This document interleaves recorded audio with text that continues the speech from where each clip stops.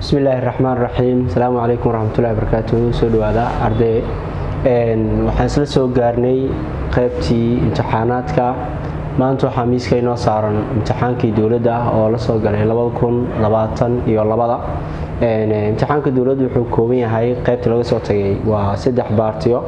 qaybtii koowaad waa circle, qaybta labaad waa buuxin, qaybta saddexaadna waa direct question. Okay, waxaan gudageli doonaa qaybtii koowaad part 1 circle-ka. Su'aashii koowaad aan jawaabi doonaa the chemical elements elementiyada oo kiimikaaleed that make up kuwaasoo ay sameeyaan carbohydrates waxaa ka mid ah kii koowaad muxuu dhahay carbon, hydrogen iyo nitrogen. B wuxuu dhahay carbon, oxygen iyo phosphorus. C wuxuu dhahay markaa silicon, carbon iyo hydrogen. D waxaan dhahay carbon, hydrogen iyo oxygen.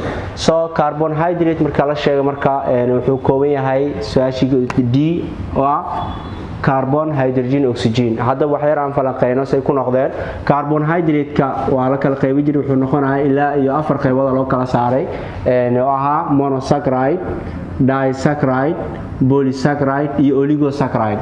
Monosaccharide-ka marka joogno marka waxaa loo kala qaybin jiray 3 qaybood glucose, fructose iyo galactose. Glucose-ka wuxuu koobnaa jiray marka 6 carbon, 12 hydrogen iyo 6 oxygen. This one waxaan leenahay marka carbohydrate. su'aasha koowaad waxay noqonee lambarka D.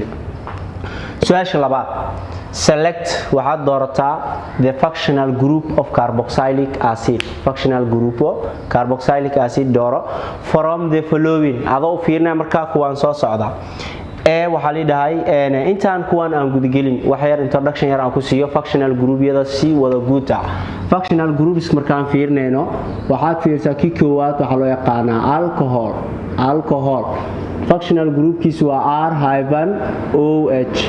sidoo kale aldehyde asan waa R-C oxygen carbonyl oo inta ku dhigto marka H.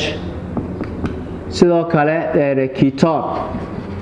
ketone asan waa kan wax ku duwan bis R-C-O-H oo R. sidoo kale waxa la yiraahdo carboxylic acid oo waxa ka dhigi kara marka organic acid asan waa C-OOH.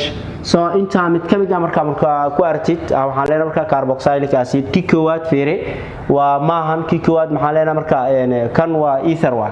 sidoo kale this one iyo kaas ka fiire lambarka labaad waxaan leenahay marka waa B. kan waxaan leenahay marka waa ether. kan waa carboxylic acid-kii. sidoo kale kan waa isku wada mid ayagana waa carboxylic acid-kii.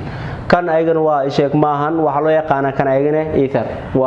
waxaan meesha ugu baahan marka qaybtii koowaad su'aashii koowaad iyo su'aashii labaad insha Allah qaybaha dambe aduu ilaahay insha Allah next video.